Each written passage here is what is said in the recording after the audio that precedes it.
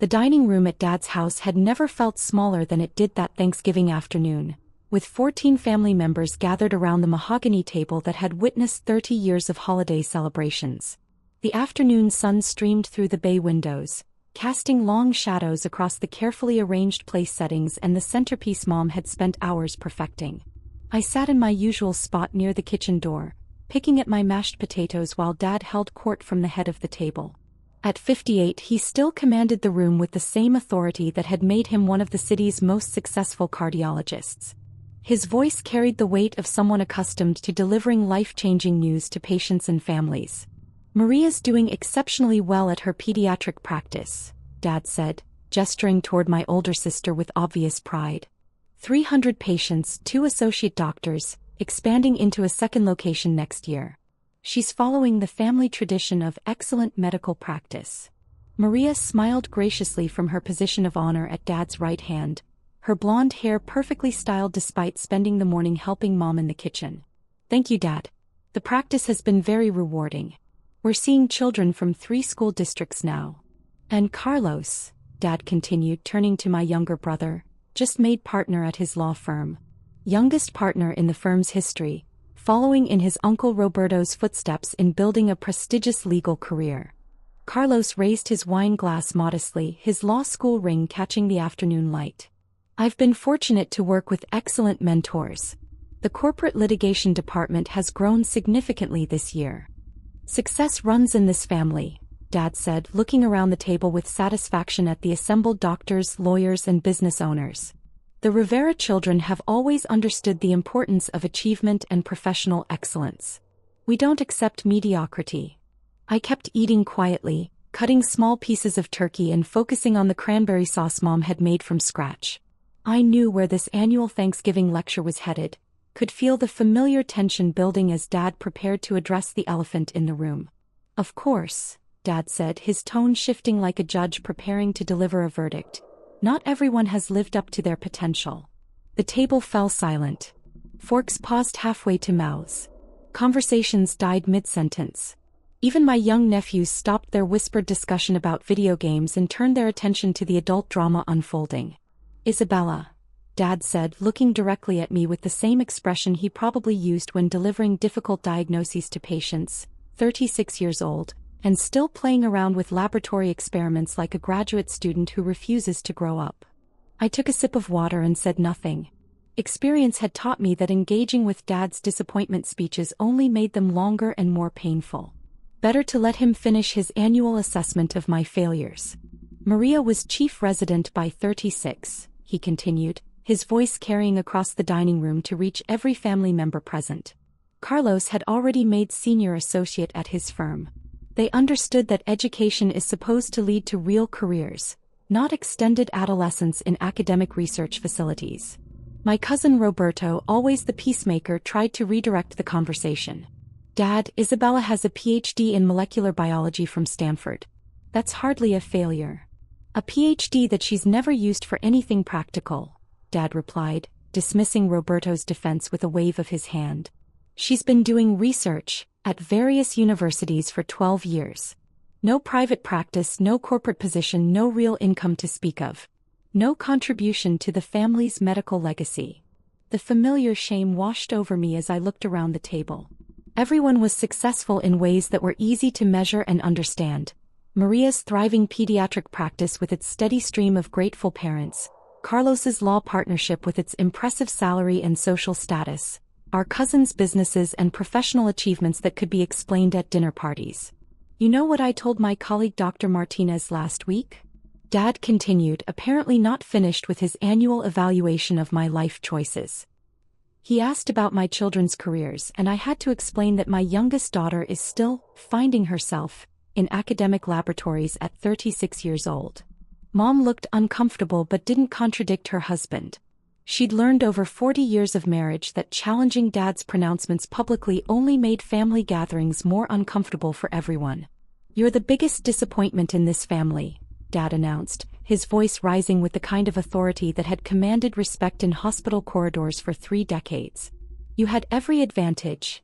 Excellent education, family support, connections in the medical field through my practice, And you've wasted all of it on academic daydreaming. Everyone stayed silent. The only sounds were the ticking of the grandfather clock in the hallway and the distant sound of football on the television in Dad's study. Maria and Carlos kept their eyes on their plates, uncomfortable witnesses to this annual ritual of disappointment. 12 years of playing scientist, Dad continued, building momentum like a prosecutor presenting evidence to a jury. While your siblings built real careers that contribute to society and support families. Maria heals children and runs a successful business.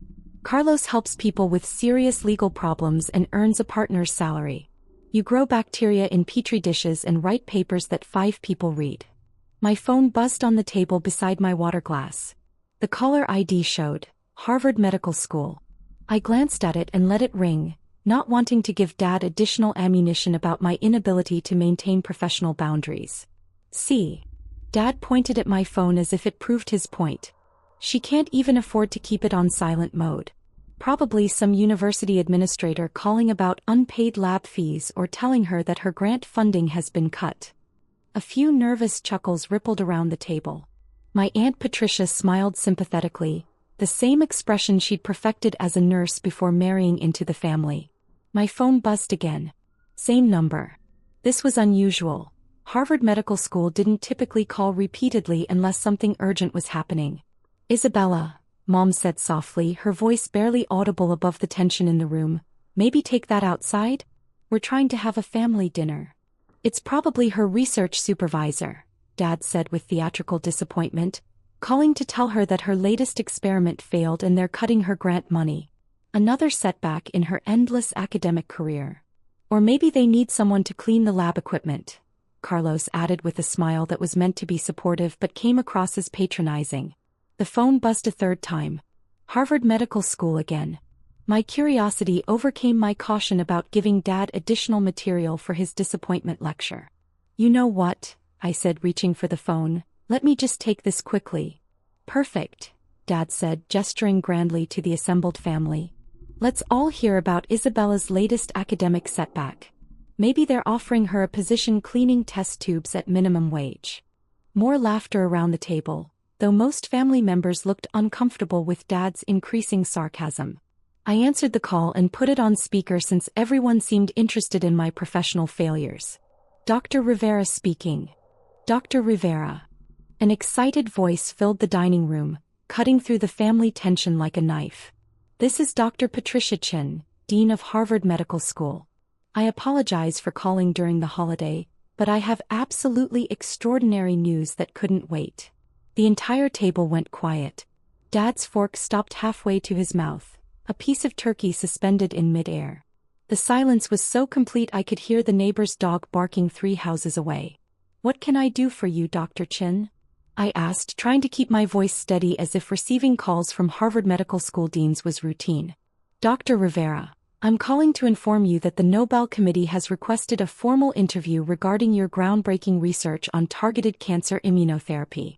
Your revolutionary work on personalized T-cell modifications has been nominated for the Nobel Prize in Physiology or Medicine. Dad's wine glass slipped from his hand, spilling Cabernet Sauvignon across Mom's white tablecloth. The red wine spread like blood across the linen, but nobody moved to clean it up. Everyone was staring at my phone as if it might be playing some elaborate practical joke. The Nobel Committee? I said, my voice barely steady as the magnitude of Dr. Chen's words hit me. Dr. Rivera, your research has revolutionized cancer treatment in ways the medical community hasn't seen since the development of chemotherapy. The clinical trials you've been leading have achieved unprecedented success rates in treating previously terminal cancers. Children who were given weeks to live are now in complete remission thanks to your T-cell modification protocols. Maria was staring at me with her mouth slightly open, her pediatrician's training allowing her to immediately grasp the implications of what she was hearing. Carlos had set down his fork and was leaning forward, straining to catch every word. Dr. Chin, when does the Nobel Committee want to schedule the interview? I asked, trying to maintain professional composure while my entire family listened to every word. Next week if possible. Dr. Rivera, I need you to understand the magnitude of this recognition. In the past 50 years, fewer than 20 researchers have been nominated for Nobel Prizes based on cancer immunotherapy work. Your research represents a fundamental shift in how we approach cancer treatment. I understand the significance of the nomination. Dr. Rivera, your research hasn't just advanced scientific knowledge. It's literally saving lives every day. Children with acute lymphoblastic leukemia who had no hope 6 months ago are now playing soccer and attending school because of your T-cell modification protocols. Families who were planning funerals are now planning graduations. Roberto was frantically Googling something on his phone, his fingers shaking as he typed my name into the search bar. The press conference announcing your Nobel nomination is scheduled for Monday morning at 10 a.m., Dr. Chen continued. Harvard Medical School is honored to host the announcement, given your primary affiliation with our research program and the Dana-Farber Cancer Institute. I'll be there, Dr. Chen. Outstanding. And Dr. Rivera? The entire international medical research community is talking about your work. You've changed the future of cancer treatment. The modification techniques you've developed are being implemented in hospitals across 37 countries. Thank you, Dr. Chen. I'll see you Monday morning. Dr. Rivera, one final thing. The Nobel Committee specifically mentioned that your research represents the kind of breakthrough that happens perhaps once in a generation. Congratulations on work that will be remembered for centuries. I ended the call and placed my phone back on the table. The silence stretched for what felt like an eternity. The red wine stain continued to spread across the tablecloth, creating abstract patterns that nobody noticed. Finally, Roberto found his voice. Isabella, you've been nominated for a Nobel Prize? It appears so. For cancer research? Maria asked, her voice weak with shock. Targeted immunotherapy, I said, trying to explain complex science to a room full of stunned family members. We've developed methods for modifying patients' own immune cells to recognize and attack specific cancer cells. Instead of using chemotherapy that kills healthy cells along with cancerous ones, we reprogram the patient's T cells to become precise cancer-fighting weapons. Carlos was reading over Roberto's shoulder as he scrolled through search results. Isabella, there are dozens of articles about you. Dr. Isabella Rivera's revolutionary cancer treatment shows 94% success rate in clinical trials treating terminal pediatric leukemia. The clinical trials have been very promising, I confirmed, understating what had become the most successful cancer treatment protocol in medical history. Dad was staring at me like I was a complete stranger who had somehow appeared in his daughter's chair. Isabella, you're conducting clinical trials for cancer treatments? For the past 4 years. We've treated over 300 patients with various terminal cancers, mostly children but also adults with aggressive forms of leukemia, lymphoma, and other blood cancers. The success rates have exceeded our most optimistic projections. Mom was crying quietly, tears streaming down her face as she realized what she'd been hearing. Isabella, you never told us you were working on cancer cures. I tried to tell you about my immunotherapy research, I said gently. Every time I mentioned T-cell modifications or clinical trials, someone said I was playing with test tubes or wasting time on theoretical nonsense that would never help real people. The memory of years of dismissal hung over the table like smoke from a fire that had finally burned itself out. But Isabella, Dad said, his voice barely audible, if you're nominated for a Nobel Prize, that means... It means her research is being recognized as potentially the most important medical breakthrough of our generation, Maria said, reading from Roberto's phone with growing amazement. Maybe of the past 50 years. Isabella, Carlos said quietly, his lawyer's training helping him process information quickly. This article says you're the lead researcher at the Harvard-MIT Cancer Immunotherapy Consortium. I direct the research program, yes. We have laboratories at Harvard Medical School, MIT, and the Dana-Farber Cancer Institute.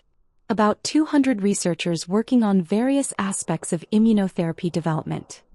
And you've published over 40 peer-reviewed papers on cancer immunotherapy? 47 as of last month.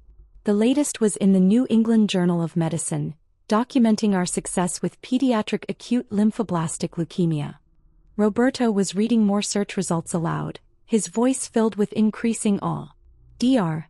Isabella Rivera, 36, has emerged as one of the world's leading experts on personalized cancer immunotherapy. Her research team has developed treatment protocols that have achieved unprecedented success rates in treating previously incurable cancers, offering hope to families who had exhausted all traditional treatment options. But Isabella, Dad said, struggling to process information that contradicted 12 years of assumptions, we thought you were just doing basic research in university labs.